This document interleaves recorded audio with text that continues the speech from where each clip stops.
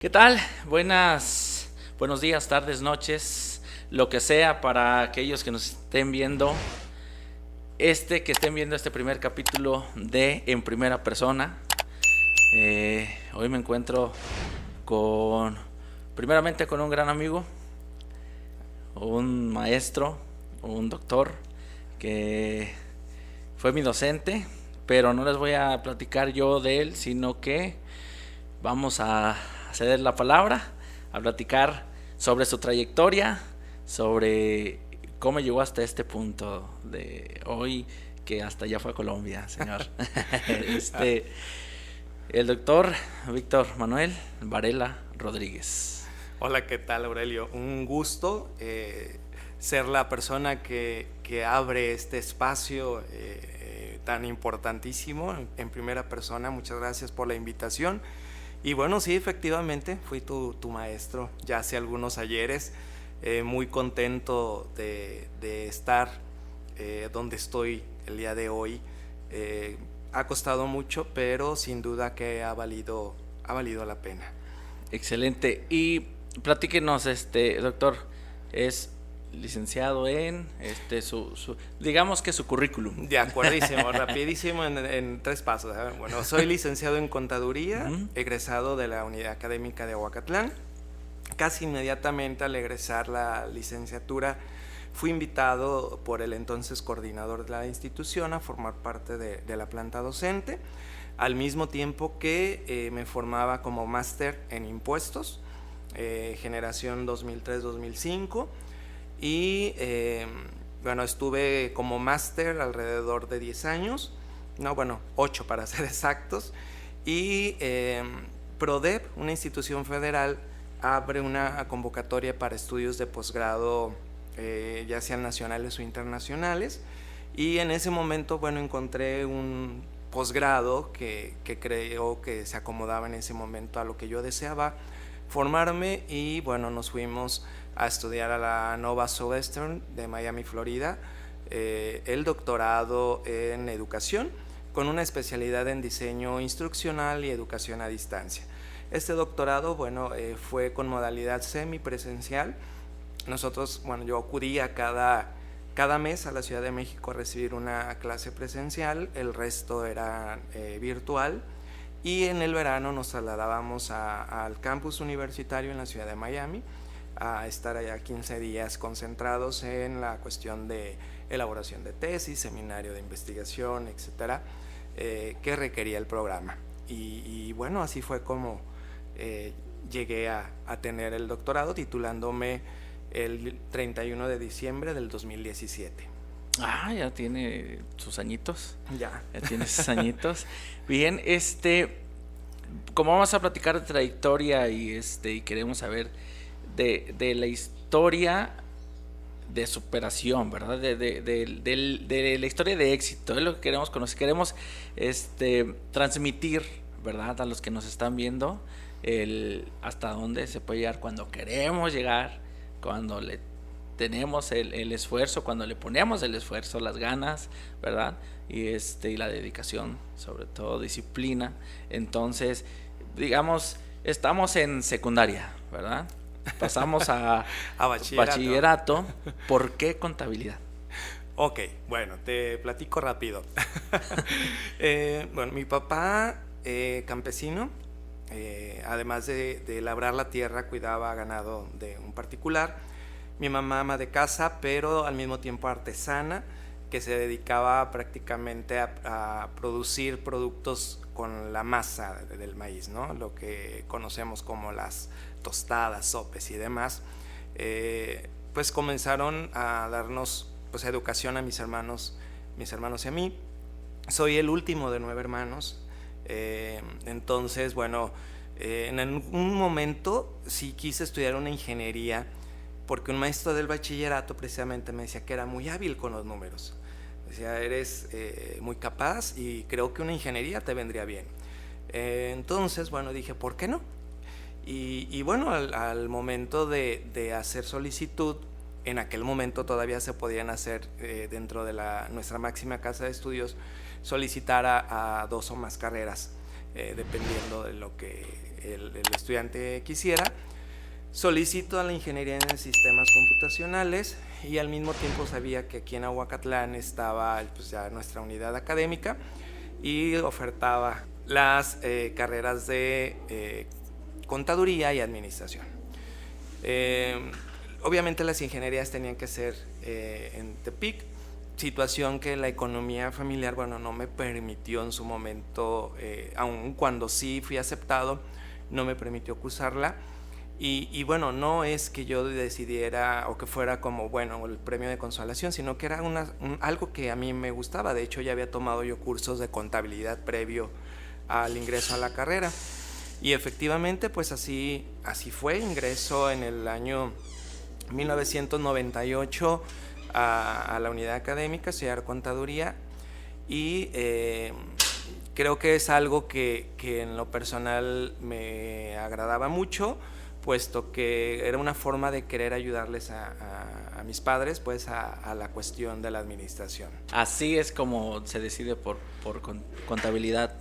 Y digamos, en algún momento anteriormente, secundaria, primaria, ya tenía en su mente pensar, estudiar o no. Fue hasta ese momento cuando ya... Sí, fue en el bachillerato, en lo que fue primaria y secundaria, yo me visualizaba como profesor.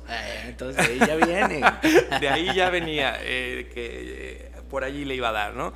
Mis dos hermanos mayores son profesores de primaria, y yo desde entonces era así como el proyectarme, decir, yo quiero ser profesor. Llega el bachillerato y bueno, efectivamente las matemáticas era algo que me fascinaba, bueno, me siguen fascinando, y este maestro pues comienza como a guiarme hacia el área de los números, ¿no? Y es así como, bueno, llego a la licenciatura en contaduría. Y la maestría, ¿por qué en esa especialidad? Ok. En el año 2003, cuando yo recién estoy egresando de la licenciatura, comienza una reforma fiscal, una reforma bastante fuerte, donde desaparecen algunos regímenes. Bueno, comienza a haber un cambio tributario bastante fuerte, y dije, creo que aquí está el reto. Necesito especializarme en esa área, e incluso se lo dije a mi coordinador. Le dije, bueno, voy a estudiar la maestría en impuestos, y es más, le dije, y cuando haga mi tesis usted será mi director. Mi director de tesis, exactamente. Y bueno, al inicio precisamente yo egreso en junio del 2003, comienzo cubriendo a un profesor ya dentro de la unidad académica en agosto del 2003, y en diciembre comienzo los trámites para la maestría en impuestos, que arrancó realmente en enero del 2004. ¿Duración en ese entonces también de 2 años? 2 años, efectivamente. 2 años. Y de ahí ya brincamos. ¿Cuánto fue la duración de su doctorado? 3 años. 3 años. Entonces estamos hablando 2014. 2014 a 2017. 2017. Uy. Efectivamente. 3 años de estarse sacrificando en los veranos ahí en Florida, ¿verdad? Sí, la verdad que la verdad fue un sacrificio muy grande. Sí, fíjese que a ese punto queríamos llegar, a ese punto quería llegar. Ahorita que me platica que en secundaria se visualizaba como profe, como docente, porque, bueno, yo creo que, no sé si usted nos puede platicar si las habilidades de docencia se desarrollan o ya las tenemos natas. Bueno, desde mi experiencia creo que las dos, o le pueden abonar las dos cosas. Yo desde primaria, secundaria, que yo me visualizaba siendo docente, era porque yo les ayudaba a mis compañeros con los temas que no entendían, ¿no? Y de pronto nos quedábamos al finalizar las clases, y en uno de los pizarrones del aula yo explicaba algunos temas, sobre todo de matemáticas, precisamente números, que mis compañeros no comprendían, y yo les ayudaba, ¿no? Entonces era como algo que me surgía, y sobre todo que me entendían. Uh-huh. Sí, pero posterior, cuando inicio a estudiar la carrera, fui invitado como maestro auxiliar en una escuela particular. Okay. y comienzo en quinto año como maestro auxiliar de la profesora Raquel Arroyo, quien en su momento fue mi maestra de primer grado, y que bueno, después de algunos años me invita a compartir el aula junto con ella y guiar pues al grupo de quinto grado. Después de 2 años de ser maestro auxiliar, una de las maestras titulares renuncia por situaciones familiares, y al estar yo ya en el ritmo del colegio, pues la directora me ofrece el quedarme con el grupo ya como titular. Oferta que obviamente no rechacé, y me toca el grupo de segundo grado, estando yo en tercer año de la licenciatura. Entonces, digamos que yo estuve en la docencia 7 años, pero en el nivel primaria, al mismo tiempo que yo estudiaba la carrera de licenciatura. Entonces, creo que ese practicar, pues fue lo que me pudo ayudar en su momento a impartir las clases en nivel superior, que obviamente totalmente diferente, ¿no? La transición, ¿no? Exactamente, ¿no? De tener niños de segundo año, después tuve quinto, y el último grado que impartí fue sexto grado, estuve 2 años, y de ahí, bueno, ya renuncio para poder dedicarme directamente. El cambio de niños de primero y segundo, bueno, ¿qué serán? 8, 9 años. Ajá. A niños de 19, 18. Porque algo también así. Llegábamos rebeldes, ¿no? No, sí, exactamente, ¿no? Teníamos que encauzarlos, y bueno, creo que el haber trabajado con niños me ayudó a Excelente. me ayudó a tomarlos. ¿Su labor docente tuvo algo que ver o influyó en la decisión de la especialización o la especialidad del doctorado? Sí, efectivamente, claro que así fue.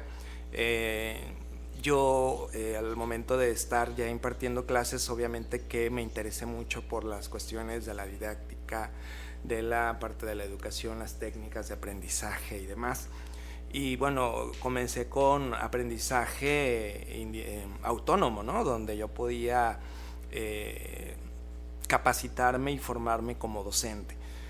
Cuando veo ese doctorado, digo, esto es ¿no? Esto es lo que yo busco, porque además de que conjuntaba la parte de la pedagogía y la didáctica, la educación, los sistemas y demás, pues también traía una rama muy importante que venía ya tomando cada vez más auge, que era la educación a distancia, ¿sí? Entonces, digamos que eso es lo que me fue determinante para yo elegir estudiar ese doctorado. Y bueno, que además, te decía, la institución de PRODEP, de la SEP, me otorgó una beca. O sea, concursé para una beca y bueno, la obtuve, y estuvieron ellos pues prácticamente cubriendo mi educación doctoral. Oh, eso está excelente. Si hablamos de retos, el reto que lo haya marcado o que tenga muy grabado en la licenciatura, para que pues de igual manera, ¿verdad?, transmitirles a quienes están por ahí ahorita cursando para que vean que no por cualquier detalle o detalles, ¿verdad?, que ellos consideren que están muy complicados de resolver o superar, pues decidan desistir o desertar, ¿verdad?, de su educación. Híjole, sí, creo que en la licenciatura hubo varios, Aurelio. Mira, desde el ingreso al nivel superior, creo que la posibilidad yo la veía casi nula del bachillerato al superior por las cuestiones económicas, ¿sí? Sin embargo, bueno, mis padres siempre fueron muy motivantes en la cuestión de dale y ya vemos qué hacemos, ¿no?, después. Pero aparte, bueno, comienzo a buscar trabajo. Yo fui de los que iba y tocaba en la tiendita de la esquina y, oye, ¿no ocupas que te mueva las jabas y me puedas cubrir un salario, ¿no? Por horas, lo que tú quieras? Y eso me fue como dando la oportunidad de generar ingresos, incluso fui cobrador en un minibús, o sea, realmente busqué las formas de hacerme llegar de la parte económica para poder seguir estudiando. Y bueno, ese fue uno de los primeros retos dentro de la licenciatura. Después, cuando ya tengo un trabajo estable en el colegio, el siguiente reto fue combinar mi trabajo con el estudio. Yo tenía que estar en el colegio a las 7:30 de la mañana para poder recibir a mis alumnos. Salía prácticamente a las 2 y yo ingresaba a clases a las 3. No había el sistema semiescolarizado, era únicamente el escolarizado, lunes a viernes. Así es que tenía que ingeniármelas para cumplir con las tareas, para poder estudiar para los exámenes, al mismo tiempo que preparar clases, que estar con mis alumnos, ¿no? Entonces ese fue el siguiente reto. Sin embargo, bueno, creo que se logró y fue muy satisfactorio. Sí, hoy en día escucho experiencias de muchos alumnos o muchos estudiantes ahorita, ¿verdad? Que dicen, es que no encuentro trabajo, ¿cómo le voy a hacer si entro a las 3? ¿A qué horas voy a hacer mi tarea? Un montón de cosas, ¿no? Digamos, excusas. Bueno, pues aquí está el ejemplo, un ejemplo, ¿verdad? Un ejemplo, aquí con el doctor Víctor Manuel. Y en la maestría fue un poco diferente, hubo más facilidades. ¿Cuál fue el mayor reto? Que lo tenga bien marcado. Híjole, no, yo te digo que iba saliendo de una y ya estaba en otra. Fíjate que egreso en junio del 2003 y me caso en noviembre del 2003 también. Entonces, prácticamente estaba recién casado, y mi esposa y yo embarazados de nuestra primera hija cuando inicio la maestría. Entonces, no, o sea, obviamente desde otro panorama, desde otro aspecto, pero creo que nunca ha sido fácil y creo que las cosas en la vida no necesitan ser fáciles para hacerlas, sino que es querer hacerlas para poder entonces buscar las estrategias y la forma en cómo lograrlo. Porque así es esto, ¿no? Es encontrarte con una piedrita y otra y a veces hasta una barda y ya tú decides si te sientas a llorar o buscas la estrategia para brincar esa barda y seguir caminando, ¿no? Cierto, excelente. ¿Y al doctorado, señor? Bien, en el momento del doctorado, creo que tengo 2 hijas. Ajá. Con la primera estudié la maestría y cuando llega la segunda se da el doctorado. Yo creo que ya era así como, no sé si karma o yo... torta bajo el brazo. Sí, era el regalo que me traía, ¿no?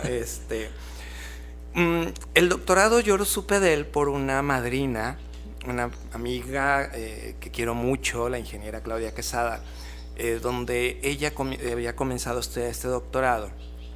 Y me invita y me dice, mira, está esta posibilidad. Para ese entonces yo ya era perfil PRODEP, ya tenía 6 años siendo perfil PRODEP. Es un nombramiento que otorga la misma SEP a los docentes que cumplimos con la cuestión de calidad en docencia, tutoría, investigación, vinculación. Obviamente. Entonces, y me dice, ¿es perfil PRODEP? Le dije, sí, claro. Y dice, bueno, pues está esta oportunidad, ¿por qué no aplicas, no? Y yo me la pensé, te lo juro que me la pensé, y yo dije, híjole, ¿será momento? ¿No será momento? Y entonces, estando en esa situación, llega el embarazo de mi segunda, bueno, realmente mi tercera hija, porque el intermedio, bueno, Dios decidió que no llegara. Okay. Pero siempre me gusta...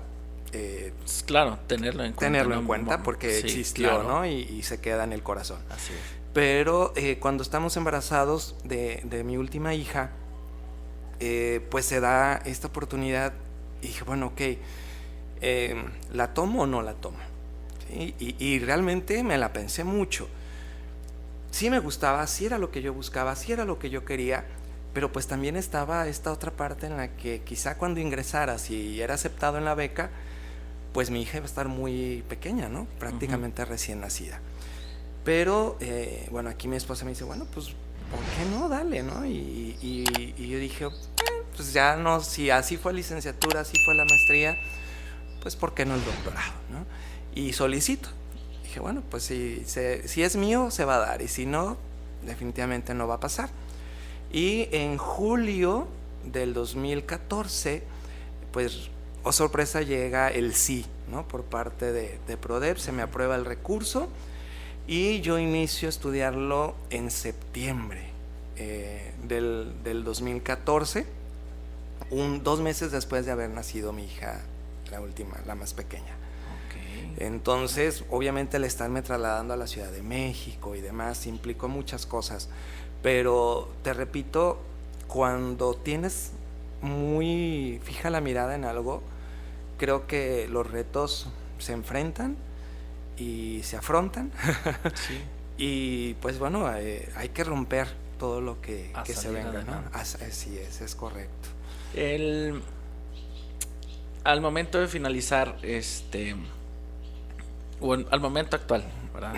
Ya finalizó el doctorado y llega un momento en que se da cuenta que, no sin querer, porque yo creo que lo quiso, estudió al final lo que en su momento en primaria y secundaria se visualizó. Sí. Sí, creo que ese niño que se alucinaba en el pizarrón con sus compañeros y en primaria y secundaria, pues realmente se convirtió en el adulto que hoy soy, ¿no? Que me encanta estar en el aula. De hecho, yo siempre comparto esto. Si en algún momento pierdo la noción de que corre el tiempo, es cuando estoy con mis alumnos.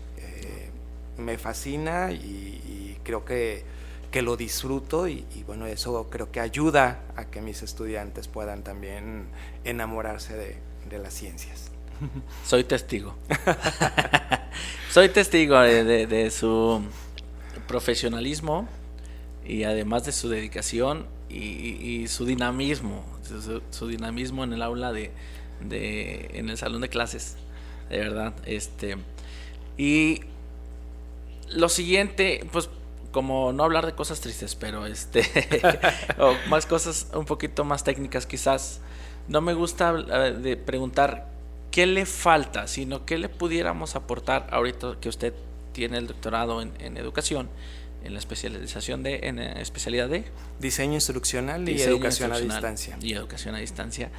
Le comento, le digo, no me gusta preguntar qué le falta, sino qué le podemos aportar a la educación de nuestro país hoy en día, primeramente nuestro país, porque ahorita nos va a platicar un poco de ya una ponencia que tuvo por allá en el extranjero, pero qué le pudiéramos aportar a la educación de nuestro país, no hablando desde el punto de lo que le falta, ¿verdad? De lo que tiene bueno y que pudiéramos abundar a eso.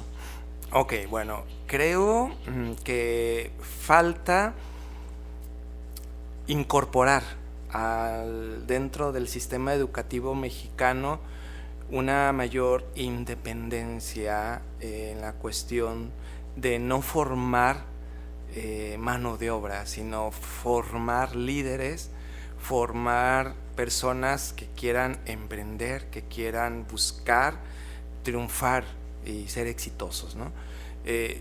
Sé por mi doctorado que hay países que desde el nivel básico comienzan como en cierta forma a vincular, si le podemos llamar así, las capacidades y habilidades de los estudiantes a las distintas áreas de formación que pueden ser oficios o que pueden ser profesiones, como es el caso de Finlandia. Okay. Que desde nivel básico comienzan como a perfilar y que bueno, además de que no se forman en la escuela, sino que se forman en casa, es lo que le llamamos el aula invertida.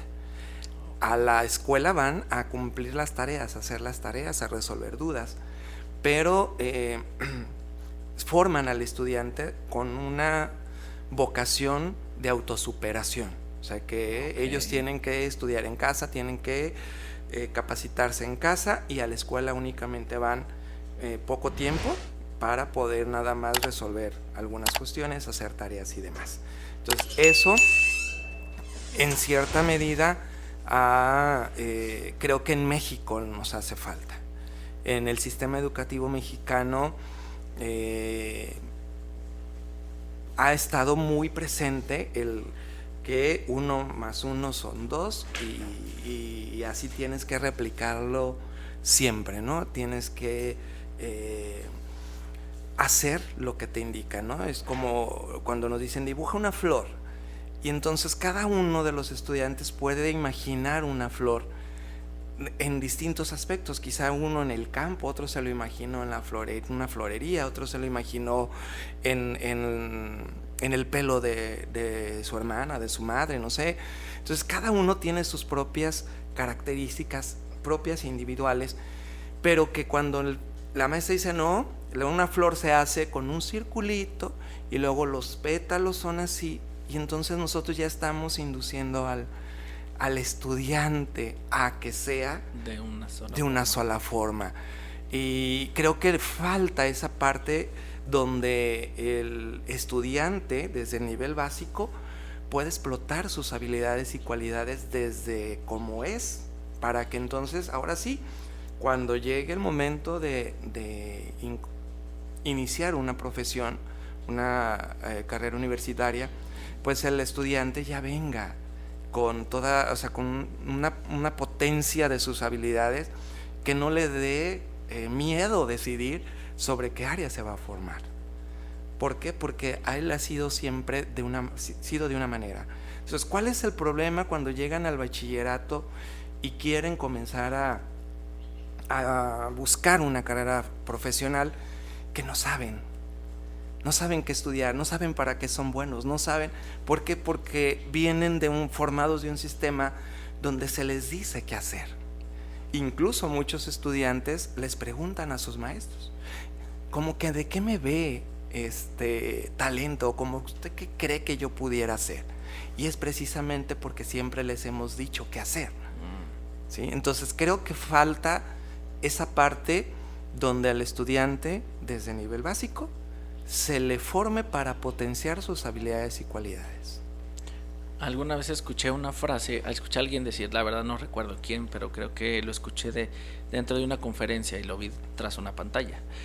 Esta persona decía, es que estamos acostumbrados a que si un niño tiene problemas con matemáticas, les damos 8 horas de matemáticas, pero no si vemos que dibuja súper bien, le reducimos todas esas 8 horas de dibujar súper bien para trasladarlo a las matemáticas. Y dice, no, para desarrollar su talento hay que dedicarle a tiempo a lo que es bueno. Entonces, ¿es cierto eso? Sí, es correcto y coincido totalmente, ¿no? Muy parecido a este mensaje que compartes, yo lo veía porque decían, bueno, ok, te llega tu hijo con un 6 en matemáticas y un 10 en artes. ¿Qué haces? Pues inmediatamente al curso de matemáticas. No, ve y inscríbelo a una escuela de bellas artes, ve, inscríbelo a clases de música, clases de teatro, clases de pintura, a lo que tu hijo es bueno para hacer, ¿sí? Y no quererlo forzar. A esto me refiero, Aurelio, con que queremos encaminar en un solo camino a nuestros estudiantes. Tienes que ser bueno en matemáticas, tienes que ser bueno en gramática, tienes que ser. Cuando cada uno de nosotros somos diferentes y podemos ser muy buenos en lo que nos gusta hacer, no en lo que la sociedad o el sistema educativo nos indique que tenemos que hacer. Sí, y la cuestión de la educación a distancia, o lo que no sé si erróneamente le llamemos virtual, pero digo, pero me refiero a las clases a distancia, ¿verdad? Uh-huh. ¿Estamos bien? ¿Estamos bien en este momento respecto a eso? Mira, aquí las clases virtuales son una forma de educación a distancia. La educación a distancia tiene que ver más bien con técnicas y estrategias que le permita al estudiante formarse aun cuando su profesor no esté siempre presente. ¿sí? Entonces la virtualidad solamente es una forma de educación a distancia, ¿sale? Fíjate que México tiene un gran reto en esto, ¿sí? ¿Por qué? Bueno, llega la pandemia en el año 2020, nos confinan y pues, ¿qué dicen las escuelas? Bueno, esto va a pasar, ya habíamos tenido una experiencia con la H1N1 y nada más estuvimos un mes y regresamos a las aulas, ¿no? Oh, sorpresa, no se pudo regresar a las aulas y entonces tuvimos que iniciar desde la virtualidad, es decir, con una de las técnicas de educación a distancia. Y no, hombre, ya aquí tu profesor Víctor Varela dijo, es cuando vas a explotar tu talento de educación a distancia. Pues, ¿qué crees, Aurelio? Pues que México no está preparado, no estaba preparado para enfrentarse a este tipo de educación virtual. Nos falta mucho, mucho por hacer en este aspecto. Para comenzar, nuestros estudiantes, bueno, pues obviamente estaban en casa, algunos en donde no había señal, otros que por la saturación de casa, porque estaba la hermana, el hermano, el papá, la mamá, pues la red no abastecía lo suficiente para poder estar en clases sincrónicas. Entonces, pues todo lo que yo había preparado desde mi aprendizaje, pues tuve que modificarlo para adecuarme a las necesidades de mis estudiantes. Y si mis estudiantes no podían conectarse de forma asincrónica, pues tuve que trabajar asincrónicamente, haciendo tutoriales, subiéndolos, revisando tareas cuando cada uno podía enviarlas, etcétera. Realmente fue un reto muy grande, pero nos falta mucho.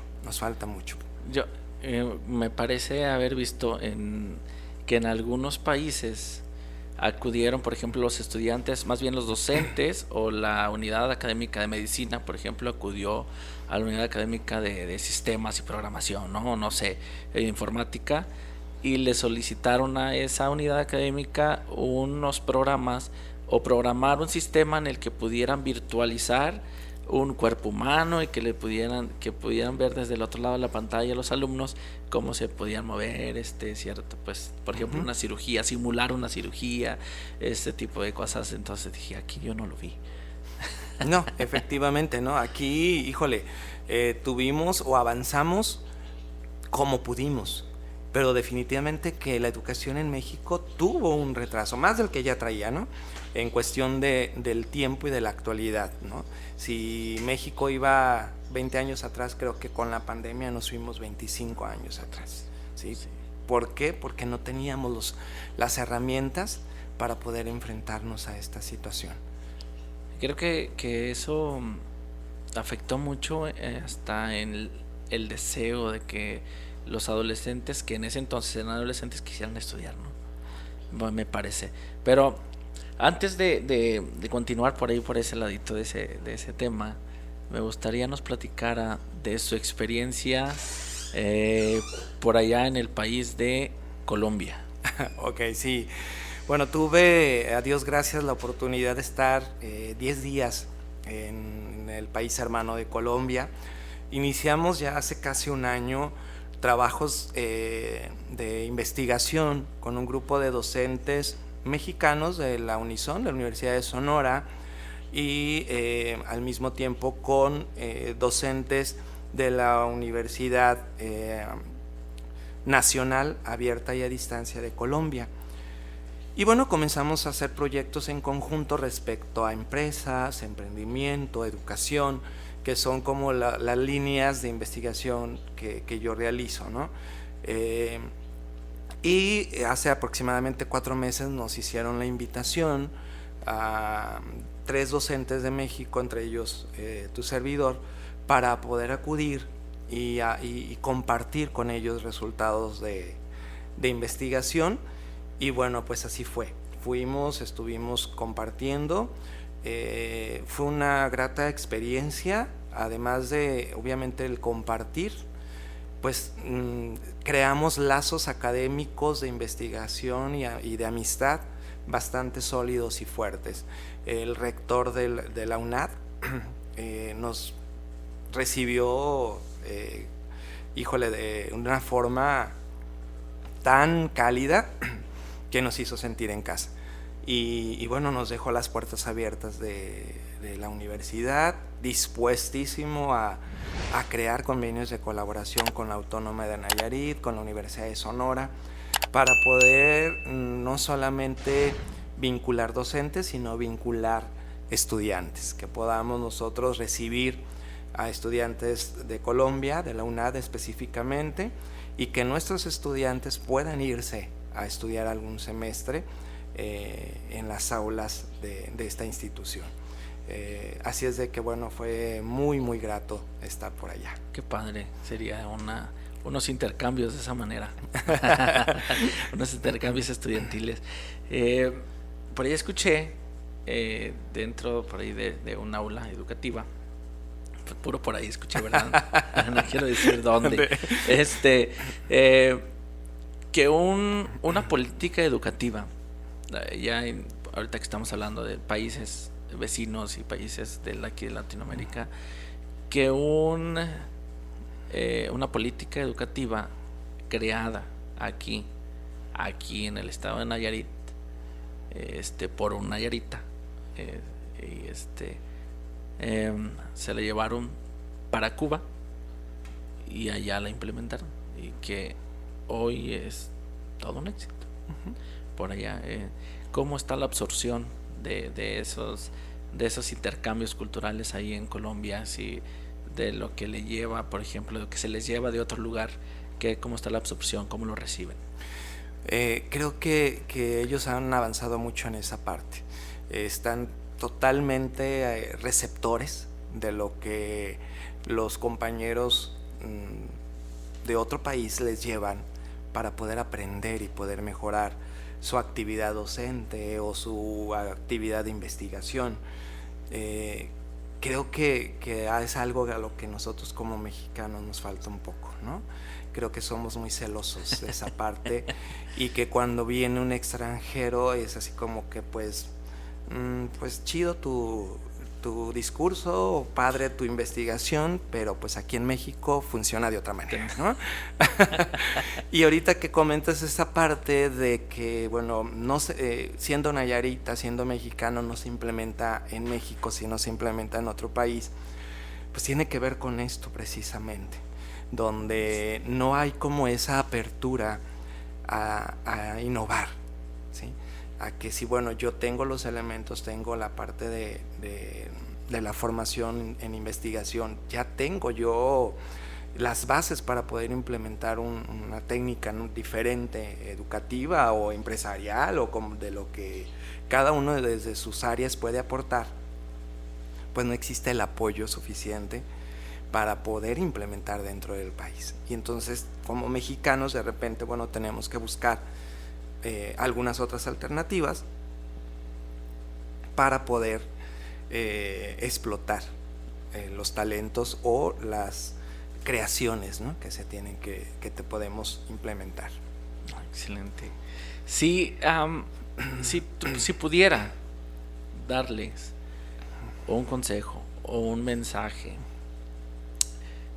hablemos de las generaciones actuales, ¿no? O sea, de los que ahorita tienen, pues son adolescentes que van a cursar están por terminar su bachillerato, o ya lo terminaron, decidieron descansar un año, ya ve el famoso año pues de descanso, ¿no? Un año sabático adelantado. Año sabático. ¿Qué mensaje les pudiera dar porque siento que hay mucha pues están muy renuentes a continuar con sus estudios? No sé, algo pasó en estos últimos 4 años. Sí, efectivamente, Aurelio. Creo que la transformación social tiene mucho que ver con las situaciones en las que el país se ha visto inmerso en la cuestión. Ay, Dios mío.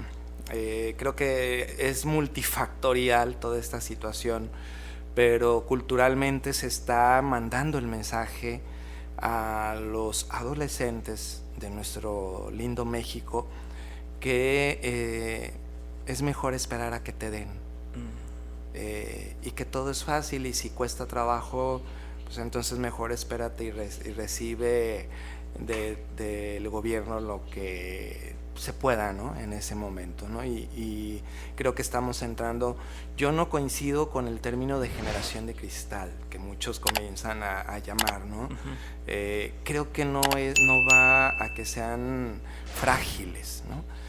Sino que tiene que ver más con la imagen que nosotros o la sociedad ha querido venderles en la actualidad, de no luches, no busques, quédate tranquilo, sé pasivo, y creo que tiene que ver con cuestiones políticas, sociales, económicas, que yo creo que nos llevamos más tiempo, Aurelio, y lo dejamos para otro programa. Sí, sí. Lo dejamos para otro capítulo. Así es, otro capítulo. Pero bueno, lo que yo puedo decirles a los jóvenes y adolescentes que están, bueno, nivel básico, nivel bachillerato, que nunca vamos a tener las cosas fáciles. Esta vida no es fácil, el mundo no es fácil. Hay que aprender a disfrutar y a vivir en las dificultades, pero sobre todo amar lo que queremos hacer, porque solamente poniéndole pasión y poniéndole empeño para poder alcanzar lo que deseas es la única forma en cómo lo vas a poder lograr. Nadie, absolutamente nadie va a venir a ponerte los medios para que tú seas, ¿sí? O para que tú logres. Eso es ya de cada persona, y bueno, los invito a que busquen los medios para que puedan acompañarse y puedan lograr cumplir lo que desean. Se supo que un tiempo Holanda, el país de Holanda, tuvieron problemas demográficos, y es decir, por ejemplo, las personas adultas o ya mayores mantenían a toda la juventud y a la niñez. Entonces no había como un intermedio entre los 21 y los 40 y cúboles, ¿no? Casi sí, pegándole a los 50. O sea, no había mucha gente, uh-huh, muchas personas de esa edad entre los 21, ¿sí? Ahora, eso me recuerda que hoy en día, por ejemplo, en este lapso de los últimos 4 años, digamos de pandemia a la fecha, vamos a tener como que ese espacio de los que no quisieron estudiar, los que no quisieron profesionalizarse en algo, uh-huh, ¿verdad? Entonces, yo creo que ese mensaje va pues para ellos y para todos los que están actualmente que todavía no saben para dónde ir. Es correcto, Aurelio. Bueno, te digo, multifactorial, hay muchas cosas por aportar, creo, en esta temática, pero efectivamente que así como en un momento de la historia hubo un antes y después de Cristo, creo que hoy hay un antes y después de la pandemia COVID-19. Y bueno, va a haber esa generación en la que mejor truncaron la parte de la formación para poderse involucrar ya en la parte laboral, pero que pues con muchas dificultades están pasando la vida, ¿no? No te asegura, el estudiar una carrera universitaria no te asegura el éxito, ¿no?, profesional, pero sin embargo creo que tienes ya una mayor posibilidad de obtenerlo, ¿no? Sí, claro. Por las herramientas que te brinda la formación. Excelente. Pues ya casi se nos anda yendo el tiempo, señor. Híjole, no lo sentí. Ni yo tampoco, la verdad. Y como en un principio se lo comenté, es un honor para mí, ¿verdad?, tenerlo aquí presente, iniciando este programa que se denomina pues en primera persona. Es el primer episodio. Esperamos a los que ya nos están siguiendo en nuestro canal de Coadmin TV que sea de su total agrado. Vamos a tener muchos más invitados también, así que el doctor Víctor Manuel prácticamente es el padrino de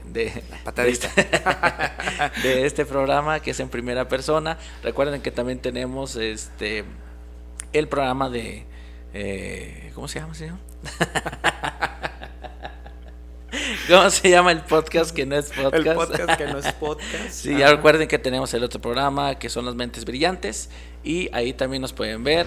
De hecho, es un participante de las mesas de debate, aquí el doctor Víctor Manuel, y muy agradecidos de verdad por aceptar nuestra invitación y por apoyarnos en este proyecto que iniciamos, que pretendemos al final lograr una labor social, como ya lo habíamos comentado, y ojalá no solo sean 1, 2, 3 personas que podamos apoyar, sino muchísimas. Así es, Aurelio, y pues al contrario, agradecerte la invitación. Y bueno, por aquí abajo van a estar apareciendo mi correo electrónico, mi número telefónico, para que si alguien gusta, con toda confianza se pueden acercar y podemos dialogar. Excelente, excelente. Ya lo saben, aquí van a estar sus redes sociales para que lo sigan y pueda compartirles, puedan conocer de su trabajo, de sus trabajos de investigación, y pues si les gustan contactar, ahí va a estar presente el doctor. Muchísimas gracias, doctor. Gracias, y ojalá que no sea solamente el primero, aquí el primer capítulo, que sean muchos más posteriormente, que nos sigan acompañando en este programa. Y pues nos seguimos viendo por ahí en la mesa de Mentes Brillantes. Muchas gracias. Por ahí nos vemos y éxito en este programa también. Muchas gracias. Hasta luego.